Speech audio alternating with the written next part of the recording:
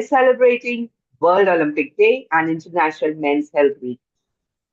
Many men are conditioned to stay strong Yes. and avoid for asking help. Then how would you begin to reframe that vulnerability as strength, especially in a male-dominated field? First of all, a lot has changed over the years. Being in the sport of hockey, I'm talking about hockey. Uh, Yeah. Before we in 80 and 84 Olympics that I had gone for, we never had a psychologist with us. But in 1988 Olympics at Seoul, we had a psychologist, and I could see the Wow. change. Yes, in 1988. Imagine those first two Olympics, we didn't have psychologists. We used to do Okay. yoga. We used to do yoga, and that deep meditation or help us. But a psychologist, shared time with each one of us, trying to figure out what's in the mind and how to make us mentally stronger. So I think with time now, I don't know if you have been following sports regularly in what the Indians are doing. They have a psychologist for each discipline. So Okay. even the badminton players and all that, they've been having psychologists with them to help them to overcome their fears or whatever it is, on a one-on-one. And I think it's a very good thing over the years that the sportsmen have realized that how important it is for them to fare better. And that's really wonderful. You're saying that in 1988, you kind of had psychologists accompanying you for the games. Yeah. Back then, I think, other than learning psychology in college, I never knew about mental well-being of a psychologist. And, till very recently, for me especially, maybe about 15 years ago. Yes. Yes. And it's great to know that, you have people at accompanying you all with the teams. And, at any given time when there is a need for someone to address an issue, there is a backup, there is somebody who Yes. will listen and, kind of give you a positive approach to, whatever he or she is facing at that point. Super. So then, looking back, was there a moment when mental health took a backseat in your life? What would you tell people listening to our podcast today, or to the younger sports people or sportsmen or women that you see today? If you remember, Manfred, I don't know if you remember, in 85, I had a nasty incident where five of our players were banned from international hockey for an incident in Dhaka. Do you remember that by any chance? Not really. Not really. Yes. I'll be honest. And I No. was one of them. That Okay. was the backseat that one took because it was a difficult thing to accept. There was a suspension of 5 years on all the players, which of course I came off because I had challenged a particular decision that was taken by the Federation of Indian Hockey and the Okay. Federation of International Hockey. I came back.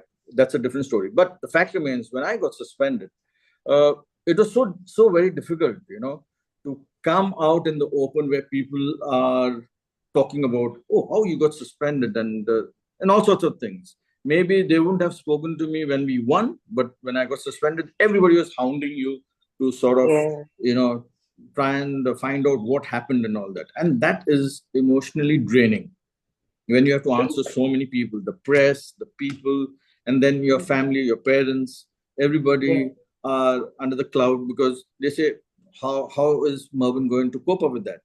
Fortunately for me, as you know, mom, dad, Lorraine, they were all there supporting me, and some of you close friends knew that I was not the type to have got suspended for a decision, and I came back.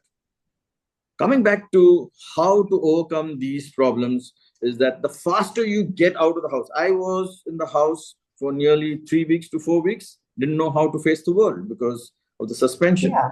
But True. dad shared with me a wonderful thing. How long are you going to stay in the house and avoid people? So all of us go through some pressures, some bad moments in life, and you don't know how to face people. But he said, Dad said, my son, the faster you get out and meet people, the better for you. And I always remember that I was able to get out of that sort of a hole that I was in and face people. And he said, you accept what they're saying. If they said that it was bad, say, yeah, it is bad, but I need to get out of it. So yes, thanks to that support that I got from my family to overcome this problem. I mean, I really don't remember this incident, but yeah, knowing you, very disciplined sportsman, Yes, dedicated. So I think maybe I was much younger, yes, so I possibly. don't Yeah. remember. I don't 85. remember this how. It happened in Yes, 85. yes, Yeah. yes.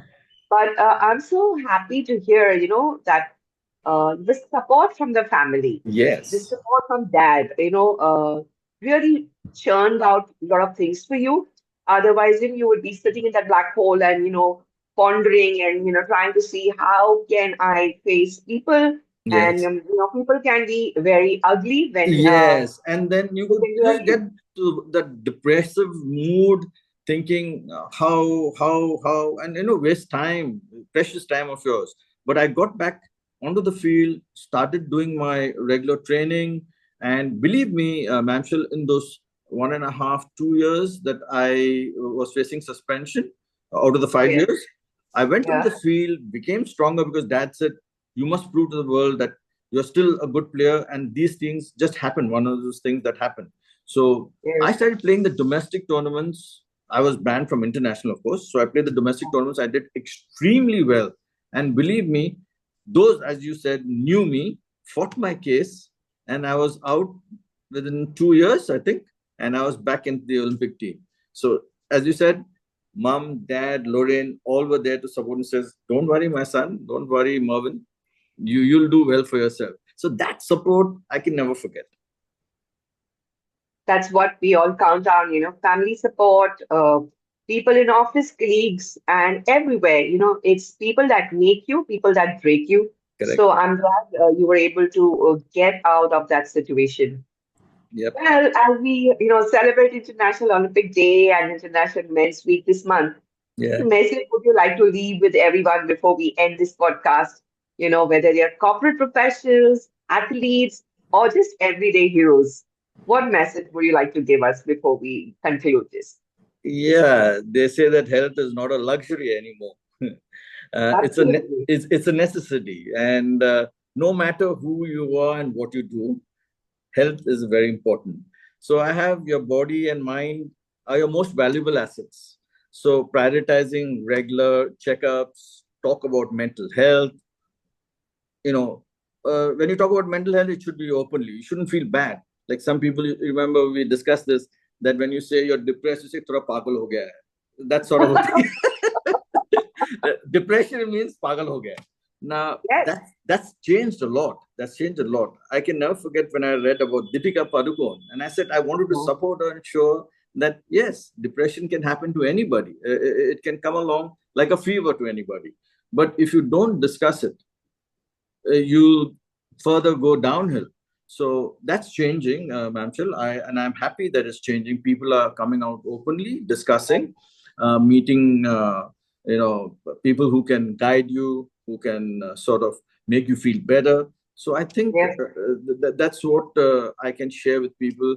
And further, you listen to your body. That's very important. Your body tells you so many things, Mamshel, that today you don't eat, Yeah. today you don't do that, or don't do this. So I think that's also an important aspect that I would like to share with a lot of people, because when I was training, I used to get a lot of injuries, and I Mm. got those injuries. Why? Because in the olden days, if you shammed, as they say, you're shamming, you're not included in the team. But now, if you have a genuine injury, you can tell your coach that today I can't play because my body says so, and the coach listens to you. So these are some of the things that I would like to share with a lot of people, that don't hesitate to come out and share your views. And I think people are understanding better now, not like in the olden days where people used to be scared of their coaches and all that, or Yes. your bosses, even your bosses. Mhm. Uh, Yes. you've seen so many of the bosses, he calls a meeting and eight, nine of them are there. "Hey, Mamshil, what the hell are you doing?" Now, I have experienced it in my hockey days and in work. And I said to myself, this doesn't go well. If I had to True. call Mamshil alone and discuss with her, "Mamshil, I think you could do this better," that would be a better way to do things. So these are some of the things I would like to share. And today I would like to end with the blessings that my parents were my emotional support when I was with my parents. After they have passed away, my wife Gail, my two sons Kenneth and Kyle, and now I have Masha, my daughter-in-law, with me. They are the greatest emotional supporters that I have in the family, and I'm happy and grateful to the Almighty for this wonderful life. Wow, thank you so much. Two takeaways for me. One is when you said, listen to your body. Yes. Listen to your body and act or react the way your body tells you. So similarly, it goes with your mind as well. Yes. And so listen to our mind when you're feeling a little out, down. You need to talk. You need to Yes. open up. Yes. And thanks to some of the celebrities like you and the film industry, some industrialists, who have been very open about mental well-being. And also to organizations like us, where we reach out to organizations and support employees and their family and help them, to address those issues.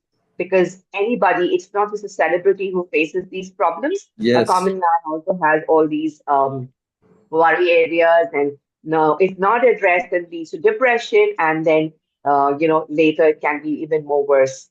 So thank you, Mervyn. Can I What a say joy. something? Can I say something? Sure, sure, Do you sure. Go remember? ahead. Do you remember Dad and Mom were very close to each other?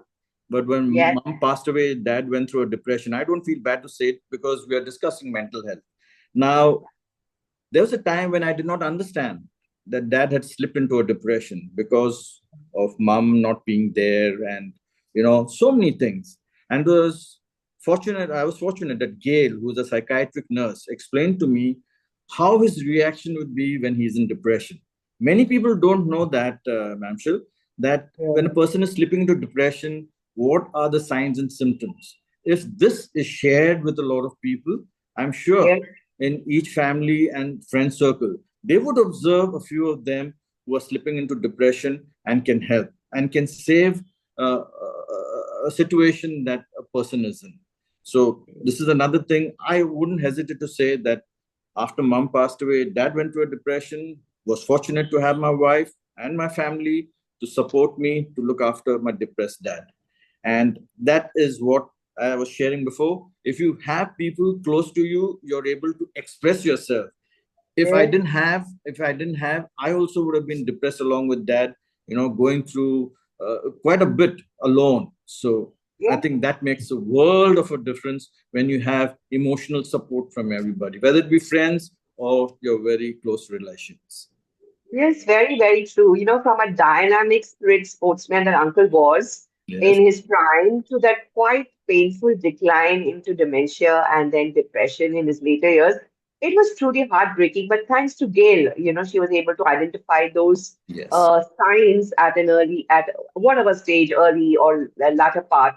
But he was taken care of and very rightly said, many of us are very ignorant of the fact and often misunderstand those Yes. signs and Misunderstand their yes, reaction, yes, their ways of dealing. They would do things absolutely, that make you feel uneasy, but very true, if you know the reasons behind it, then it is easier to deal with it. very true. Yeah, what a journey we've taken to this conversation, one filled with courage and resilience and heart. On this special occasion of World Olympic Day and International Men's Health Week, we not only celebrated the spirit of sports, but also highlighted something just as vital, importance of mental well-being, especially for men in high performance spaces. To our guest and my dear friend Mervyn Fernandez, thank you so much for being so open and honest. Your words will stay with us. You've reminded us that behind every powerful performance is a person who's faced doubt, pressure, and pain and emerged stronger. And to our listeners, whether you are an athlete, a corporate warrior, or just trying to find your balance, remember, strength is not just about how hard you push, but also about when you pause, reflect, and ask for help. And there's no harm asking for help. Absolutely. Yeah. Yeah. So that was truly inspiring, Mervyn. Yes. Special. for every young hockey player listening to us. Yes, Thank you for reminding us that game isn't just played on the field, but in the mind and spirit too. It's me signing off. Until next time, take yes. care, be safe, stay healthy. Thank Thank you. you.